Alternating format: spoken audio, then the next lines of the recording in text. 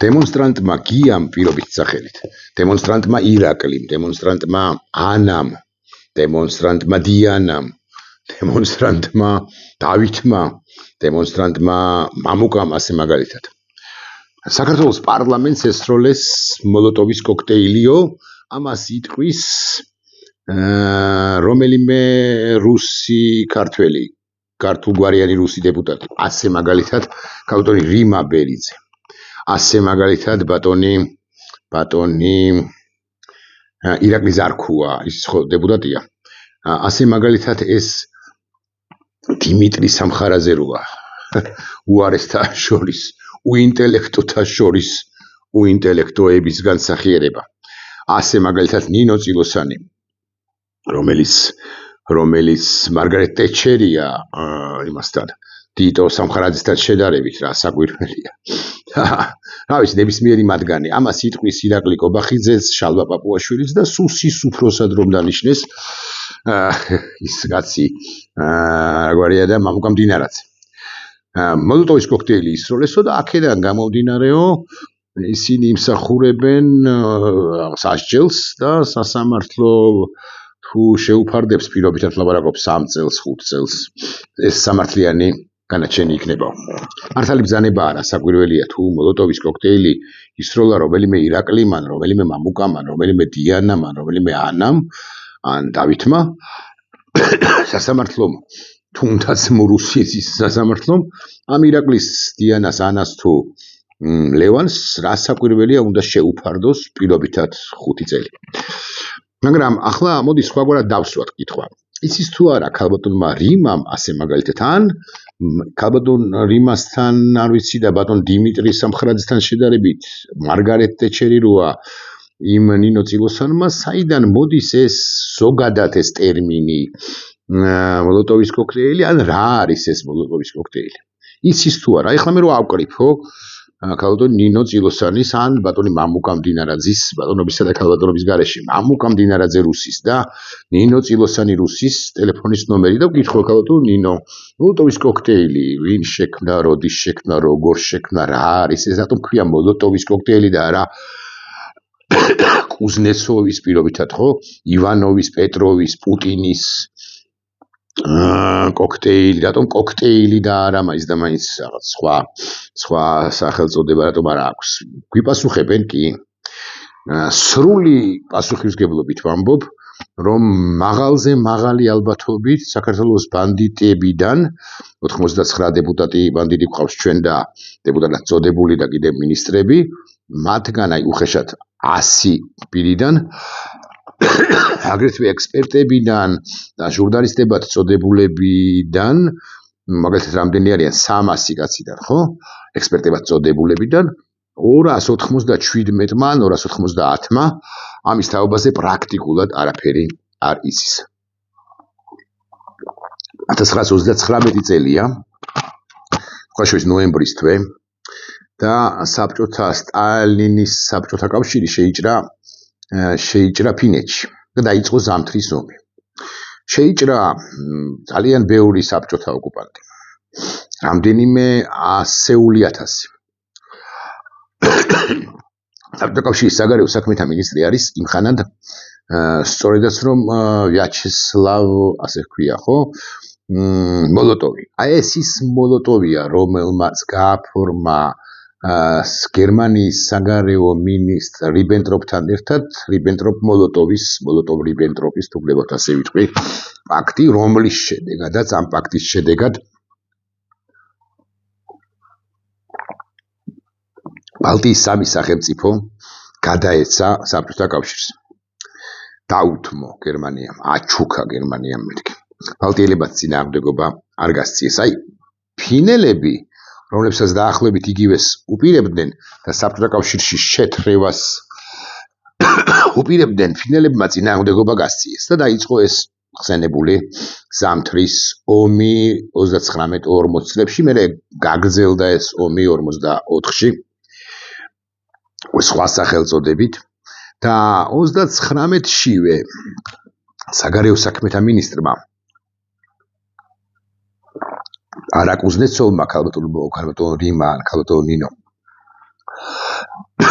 არამედ სწორედაც რომ რიბენტროპმა როდესაც საბჭოთა ავიაციამ გადაუფრინა ფინეთს ჩამოყარა ბომბები რასაკვირველია და როდესაც დაისვა კითხვა რატომ გააკეთა ეს ყველაფერი საბჭოთა კავშირმა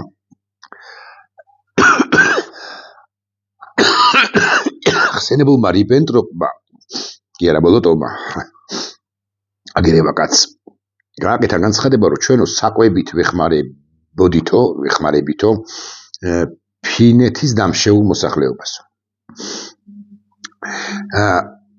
ფინელებმა საბჭოთა ტანკების წინააღმდეგ გამოიყენეს ეს სახელდახელოდ შექმნილი ხელყუმბარა დავარქვათ ერთ წუთს ამ მოლოტოვის კოქტეილს ანუ სახელდახელოდ შექმნილი რატომ არის რომ ესე იგი ბოთლში ასხავენ აალებად სითხეს ასე მაგალითად საწოლს ბენზინს და ამით დაუპირისპირდნენ საბჭოთა ოკუპანტებს და ცოტა ცინიკურად, ცოტა ირონიულად, ცოტა სარკაზმულად თქვენს რომ თქვენ თუ საკვებს გვიყრით, ჩვენ კოქტეილით გიმასპინძლდებით მაშინო და ესროდნენ საბჭოთა ტანკებს ქალბატონმა რიმამ ის მას ქალბატონი უწოდოთ და ნინო იაწილოსანმა რომელიც ტეტჩერია ტიტო წილოსანთან და ტიტო სამხარაძესთან შედარებით ეს ყველაფერი ცხადია არ იციან. არ იგითხარით რომ 30 წელს დაიწყო მეთქი 30 ნოემბერს დაიწყო მეთქი 39 წლის ეს ომი გაგრძელდა მოდი ასე ვიტყვი 39-40 წლებში და ფინეთი დამარცხდა. დიახ, ღიად უნდა ვთქვათ რომ ფინეთი დამარცხდა და კიდევ ერთხელ ან მეორედ ან მესამედ ან მეოთხედ გავიმეოროთ ფინეთი რასაკვირველია დამარცხდა ოღონდ ფინეთი დამარცხდა მაინც ასე ვიტყვი ტაქტიკურ დონეზე და მიუხედავად იმისა რომ მას მოუწია არა მარტო დათმობა არამედ აღიარებაც რომ მისი ოდინდელი ტერიტორიები ასე მაგალითად კარელია იყო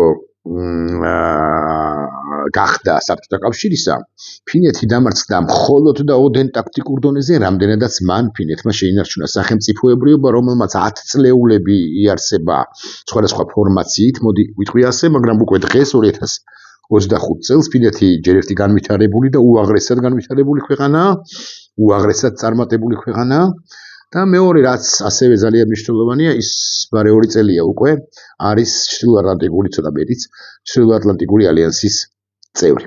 აქედან გამომდინარე სახელმწიფოებრიობა გადარჩა რა და განვითარდა რა და დემოკრატია გადარჩა რა სუვერენიტეტი გადარჩა რა თავისუფლება გადარჩა რა ფინეთი მაინც სტრატეგიული თვალსაზრისით გამარჯვებულ და არა დამარცხებულ ქვეყანად უნდა ვაღიაროთ მით უფრო რომ უნდა გავიხსენოთ რომ საბჭოთა კავშირს სტალინის საბჭოთა კავშირს 39-შიც და 44-შიც როდესაც ფინეთმა კიდევ ერთხელ შეუტია კი რა თავის მხრივ შეუტია საბჭოთა კავშირს და ეცადა 39-ში წართმეული საბჭოთა კავშირის მიერ წართმეული ტერიტორიების დაბრუნება მაგრამ დამარცხდა იმიტომ რომ ფინეთი იმ ხანად 44-ში იყო გერმანიის მოკავშირე და გერმანია უკვე 44-დან მარცხდება იცით თქვენ მარცხდება დამარცხების გზაზეა ფინეთის შესაბამისად ფინეთმა დამატებითაც დაკარგა სხვა ტერიტორიები მაგრამ არც ერთ შემთხვევაში ფინელ ხალხს არც მაშინ და არც ახლა ეჭქვეშ არ დაუყენებია მისი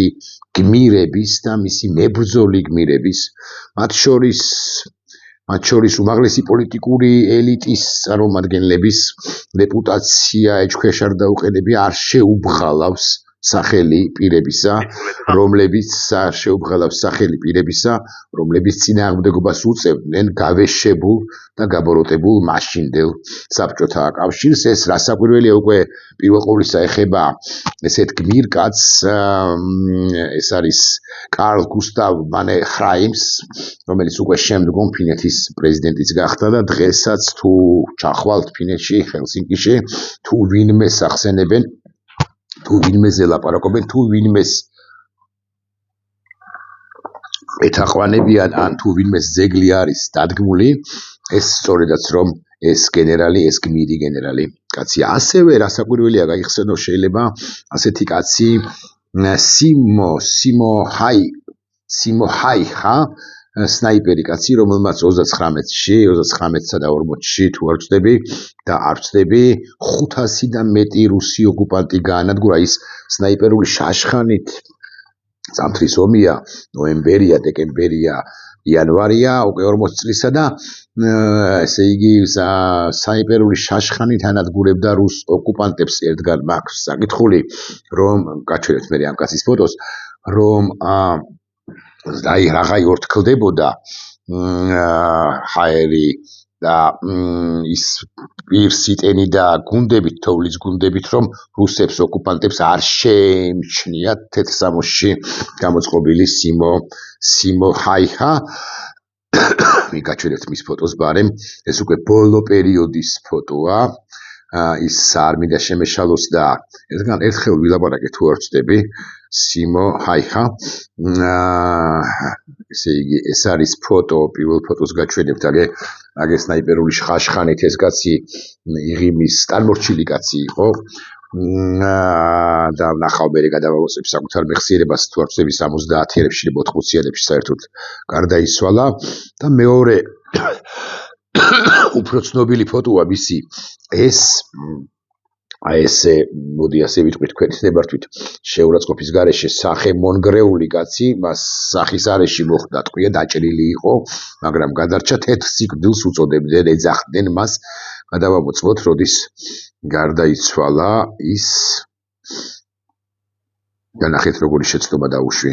ის გარდაცვლილა ახლახან, მეთქი ასე ვიტყვი 97 წლის ასაკში, 1905 წელს დაბადებული სიმო ჰაიხა გარდაცვლილა 2000 არ ვიცოდი და როგორ წუხვარ რომ არ ვიცოდი 96-97 წლისა 1 აპრილს 2002 წელს გარდაიცვალა სიმო ჰაიხა ჰამინაში, ფინეთში 2002 წელს სამსახურის წლები 25-დან 40 წლამდე მეორე ლეიტენანტი ყოფილა, ზამთრის ომში ჯილდოები, ბევრი და ასე შემდეგ. მე ადრეული ცხოვრება, ეს მე ქართულ ვიკიპედიაში შევიჭყიდი ახლა და კიდევ ერთხელ წუხარ, რომ ეს არ მახსოვდა მომავალში უთუოდ გამოვასწორებს შემშეცნობას და ახლა კიდევ აი ამაში კი არ შემცდავარ 500-დან მეტი ოკუპანტი მოკლა მეთქი როცა ვთქვი, მას 505 ეს დადასტურებული რაც არის 505 საბჭოთა ოკუპანტი მოუკლავს 39-40 წლებში დიმიტრი სამხარაძესთან შედარებით მარგარეტ ტეტჩერი როა იმ ნინო წილოსანმა სიმო ჰაიხას შესახებ ბუნებრივია არც არაფერი იცის. ეხლა ეს ყველაფერი მე რატომ გესაუბრეთ ამ თემაზე. უკრაინის ფინეთიზაცია, ისევე როგორც კორეიზაცია პრაქტიკულად წარმოუდგენელია. ანუ უკრაინა ორ ნაწილად არ გაიყოფა, ორ იმგვარ ნაწილად, რომელსაც საერთაშორისო სამართალი სამოუკიდებელ სუბიექტებად ცნობს. ჩრდილოეთ კორეა, სამხრეთ კორეა. გასაგებია, ჩრდილოეთ კორეა საშინელი ქვეყანაა და სამხრეთ კორეა ბრწყინვალე ქვეყანაა, მაგრამ ამგვარი რამ უკრაინაში არ მოხდება ასევე, გაგიკვირდებათ და არ მოხდება პირდაპირი მნიშვნელობით უკრაინის ფინეთიზაცია. საერთოდ უკრაინა და ცივილიზებული სამყარო არ აღიარებს რუსეთის ტერიტორიად იმ ტერიტორიებს, რომლებსაც რუსეთი დაეპატრონება თუ დაეპატრონება ისიც საბოლოოდ. ამიტომ პირდაპირი ანალოგი, ან პირდაპირი შედარება, ან პირდაპირი პარალელი 39-44-ში ფინეთში მომხდარსა და დღეს უკრაინაში მომხდარსა და იმას შორისაც შეიძლება მოხდეს, რასაკვირველია არ არსებობს. მაგრამ, ოდესაც ჩვენ საუბრობთ უკრაინის ფინეთის სახელმწიფოს გადარჩენაზე, კვლავ უნდა ვთქვათ, რომ საბჭოთა კავშირს იმხანად უნდოდა მთელი ფინეთის დამარცხება და მთელი ფინეთის შემოერთება მე-16 რესპუბლიკად, კიდევ ერთ რესპუბლიკად. დღევანდელ საბჭოთა რუსეთს კი არა, პოსტსაბჭოთა რუსეთს სურდა და სურს მთელი საქართველოს, მთელი ყაზახეთის, მთელი სომხეთის, მთელი უზბეკეთის და ასე შემდეგ, მთელი ბელარუსის და ასევე მთელი უკრაინის, პირველ ყოვლისა მთელი უკრაინის განადგურება და თუ მთელი უკრაინა პროცესების შემდეგ, როგორც არ უნდა განვითარდეს მოვლენები, გადარჩება და ის გადარჩება, რას საკვირველია და ის არა მარტო გადარჩება, არამედ ვითარდება და ისეთივე წარმატებული ქვეყანა იქნება მაგალითად 10, 15, 20 წლის შემდეგ, როგორი წარმატებული ქვეყანაც გახდა. თავდაპირველად სხვა შორის ნეიტრალური, ახლა უკვე ფინეთი ნატოს წევრია. როგორი წარმატებული ქვეყანაც გახდა ფინეთი 40-იანი წლების მიწურულიდან და უკვე შემდგომ პერიოდში განსაკუთრებით ბოლო 25 წლის განმავლობაში, მაშინ უკრაინას უნდა ვუწოდოთ სუსტად ისეთივე გამარჯვებული ქვეყანა სტრატეგიული თვალსაზრისით, როგორი გამარჯვებული ქვეყანაც გახდა თუ იქცა, როგორ გამარჯვებულ ქვეყანადაც იქცა ფინეთი გასული საუკუნის 40-იანი წლების მიწურულიდან თუ 40-იანი წლების დასაწყისიდან. დიახ, ფინეთი გადარჩა სტრატეგიული თვალსაზრისით, ის განვითარდა და განვითარებას აქვს უზარმაზარი მნიშვნელობა და უკრაინაც პირველ ყოვლისა დასავლელების ხარდაჭერით, მეოხებით გადარჩება ერთია და განვითარდება მეორეა შემდგომ წლებში, როგორც არ უნდა განვითარდეს მოვლენები უახლოეს დღეებში, უახლოეს კვირებში, უახლოეს თვეებში, ან უახლოეს წლებში. ანუ სულ რომ მართლა მოიგოს რუსეთმა ტაქტიკურ დონეზე და შეჭამოს მისი 3, 4, 5 რეგიონი, თუნდაც 5 რეგიონი, დარჩენილი უკრაინის განვითარება არის საფუძველთა საფუძველი, რომ უკრაინას გამარჯვებული, ამ ომში გამარჯვებული ქვეყანა ვუწოდოთ, მიუხედავად 1000 ან 1000 პირობითი ერთეულია ცხადია, მიუხედავად 1000 პრობლემისა, მოდი ასე ვიტყვი, ან უზარმაზარი მსხვერპლისა. სუსტად ისე კვლავ ვიმეორებ, როგორც ფინეთს ვუწოდებთ. გაივლის კიდევ 60 წელი ან 50 წელი ან 40 წელი და შესაძლებლობის ფანჯარა გამოჩნდება და უკრაინა, რომელსაც დღეს უარს ეტყვიან გარკვეული ალბათობით ნატოში გაწევრიანებაზე, რას საკვირველია ნატოსი ან რომელიმე ახალი სამხედრო პოლიტიკური ალიანსის წევრი გახდება ზუსტად ისე, როგორც ფინეთი გახდა 2023 წელს, ჩრდილოატლანტიკური ალიანსის წევრი 40-იანი წლების მიწურულიდან 70-იან წლებში, 90-იან წლებში, 2000-იან წლებში და ასე შემდეგ ვერავინ რა თქმა ვერ წარმოიდგენდა, არამედ არც იტყოდა იმას, რომ ფინეთი ოდესმე მაინც გახდებოდა ნატოს წევრის სახელმწიფო, იმიტომ რომ იმ თავითვე იყო გათვალისწინებული, ასე ვიტყვი, ფინეთის როგორც სახელმწიფოს ნეიტრალიტეტი, როგორც ახლა შესაძლოა ისიც გათვალისწინებული იყოს უკრაინის როგორც სახელმწიფოს ნეიტრალიტეტი და კიდევ ბევრი რამის თქმა შეიძლება. მოკლედ, განვითარება არის უმნიშვნელოვანესი. განვითარება კი შესაძლებელია მხოლოდ იმ შემთხვევაში უკრაინისა, თუ რუსეთი, რომელიც ჰიბრიდულ ოპერაციებს განაგრძობს, რასაკვირველია კონვენციური ჩათვლით მერქი, კონვენციური შეტევების ჩათვლით მერქი, ასე ვიტყვი, მაგრამ ერთ წუთს თუ გნებავთ გამოვთიშოთ ეს კონვენციური შეტევები, ხალხო ნინო, რამდენად კარგად გესმის, არ ვიცი და ბატონ დიმიტრი სამხარაძის რომ მით უფრო არ ესმის, კარგად ხვდები ამას მე, ამიტომ მინდა რომ ეს კარგად მარტივად აგიხსნათ. თუ უკრაინა განვითარდება, ეს კარგია, მაგრამ რუსეთი სწორი იქნება და განვითარდება კიდეც. მაგრამ რუსეთი გააგრძელებს ჰიბრიდულ შეტევებს უკრაინის წინააღმდეგ და პირველ ყოვლისა ეცდება თუნდაც 4 წლის შემდეგ ან გარკვეული პერიოდის შემდეგ რეჟიმ ჩენჯს დაახლოებით ისე, როგორც საქართველოში მოახდინა მან რეჟიმ ჩენჯი 2012 წელს, ვერაფერს გახდა რა საქართველოს წინააღმდეგ 2008 წელს, რას ნიშნავს ვერაფერს გახდა, განა ტერიტორიები არ წაგვართვა, განა რაღაც რუკებით არ დადიან ისინი დღემდე რუსი ოკუპანტები და არ ხამბობენ, რომ ეს სოფელი ჩემია, ის სახლი ჩემია, ნუ რუსების არის ან რაღაც ჩემია, ეხ ქონდა შემოვიდე ის უნდა დავიფრო, იქ უნდა გავავლო, მათო ხლართი არ, ამას აკეთებენ.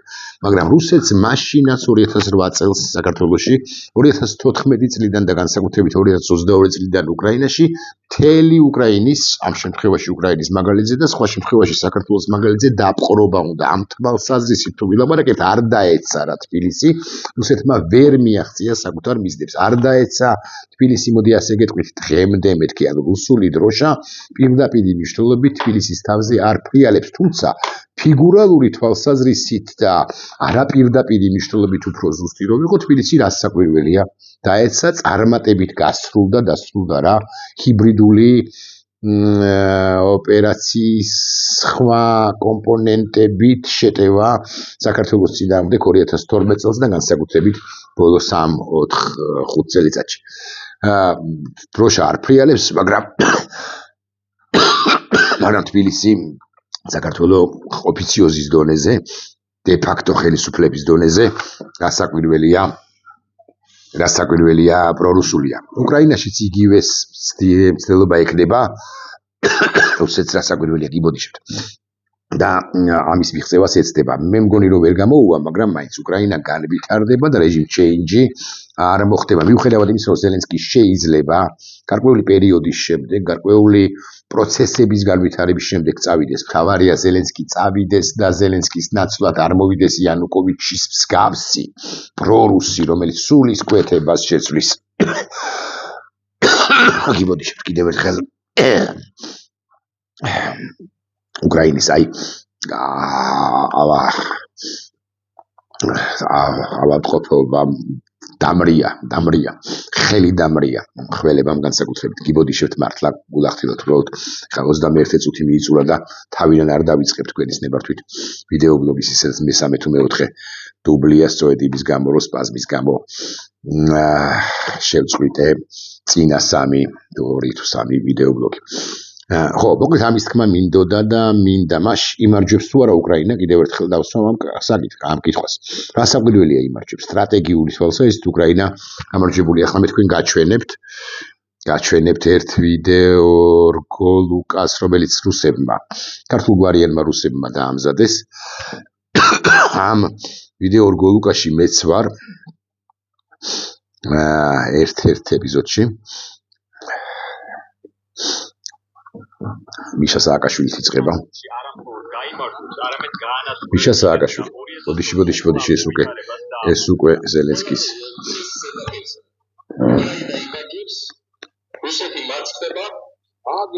გუბაზი სწორია. აგებს რუსეთი რო ამბობს გუბაზი სწორია. თაკო ჩარკვიანი სწორია 2022 წელია. ხო? სწორია, მართალია. დავით კაცარავა სწორია. გიორგი ვაშაძე სწორია. ამ ბიჭს რა ქვია არ მახსოვს. ესეც სწორია. გიორგი კანდელაკი სწორია. მართალია, მეც მართალი ვარ თქვენის ნებართვით. ხაბე სწორია. ხაბეიშვილი. ელენე ხოშტარია სწორია. ბოლო ორი პოლიტპატიმარი გიორგი ვაშაძეს პოლიტპატიმარია, მიხეილ სააკაშვილის პოლიტპატიმარია, გიორგი რუხაძე სწორია. აკია ბარბაკაძე სწორია, ეს სამხედრო კაცი.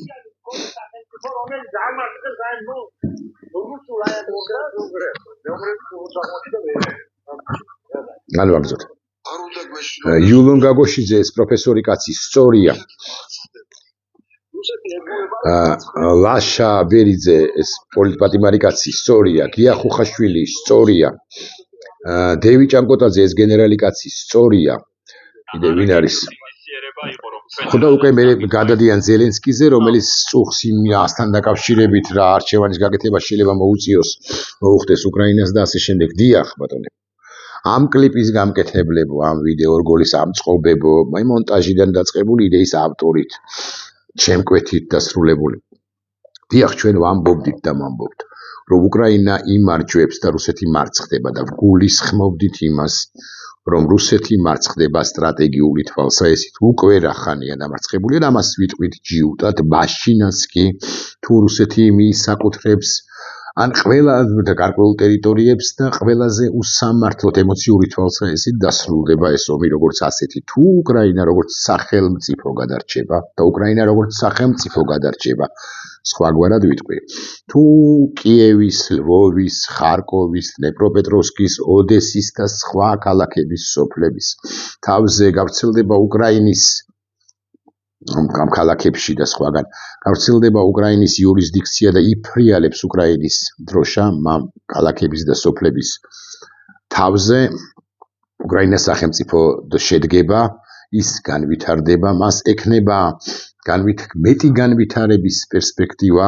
ომი როცა დასრულდება მაშინ და ადრე თუ გვიან ის დაიბრუნებს საკუთარ ტერიტორიებს ფინეთისაგან განსხვავებით, სხვათა შორის, რომელიც რასაკვირველია გადარჩა 39 და 44 წლებში და გამარჯვებული ქვეყანაა, იმიტომ რომ ფინეთი მაინც შეეგუა თუ მართებული სიტყვა იმას, რომ რუსეთმა მისი 2-3 ტერიტორია, მათ შორის ვიბორგი, კარელია ხო და ასე შემდეგ წაიღო, მიისაკუთრა. უკრაინა ამას არც შეეგუება და არც აღიარებს ფინეთისაგან განსხვავებით. ფინეთს აღარ აქვს ტერიტორიული პრეტენზიები სამწუხაროდ, მათი ასე ვიტყვი, რუსეთთან.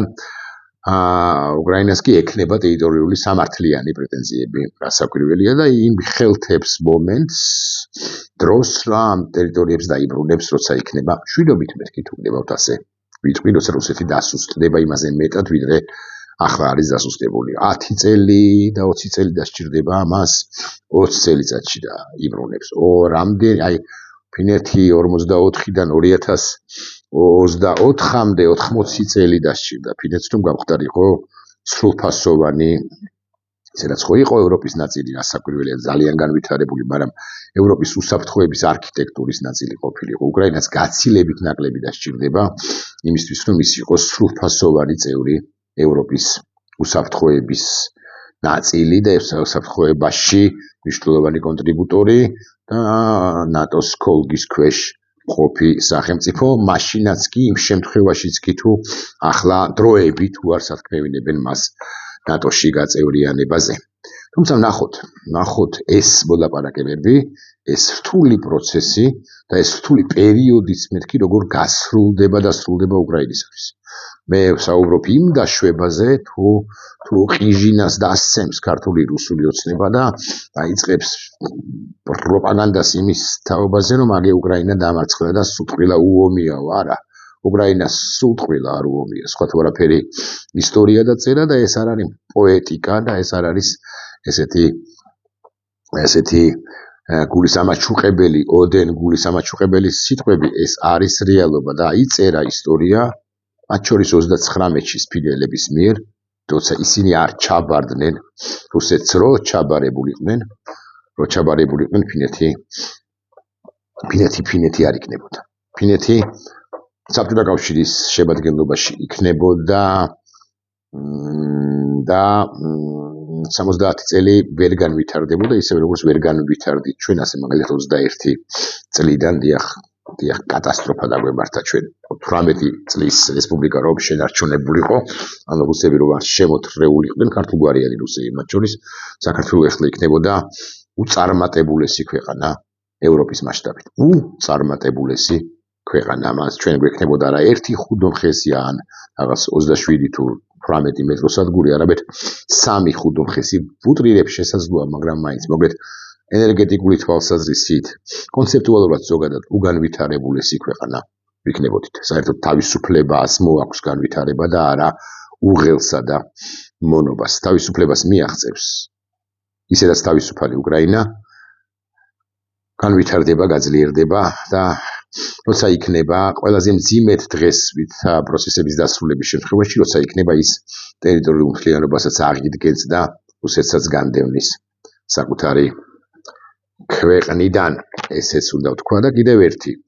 მე დღეს იყო თუ არ ვცდები მომწერეს თუ გუშინ უკაცრავად მომწერეს რომ აიო ზელენსკიმო 12 მილიონი კაცი გააქცია უკრაინიდან. 12 მილიონი კი არა, 42 მილიონიანი უკრაინიდან პრაქტიკულად 30 მილიონი კაცი წავიდოდა ემანდ ზელენსკის რომ არ გაეწია 22 წლის თებერვლის მიწურულიდან წინააღმდეგობა რუსეთისათვის, იმიტომ რომ დამარცხებულ დანებებულ ქვეყანაში ცხოვრება გაცილებით რთულია, ვიდრე ქვეყანაში, რომელიც სისხლს ხვრიის, მაგრამ თავისუფლებისთვის იბრძვის.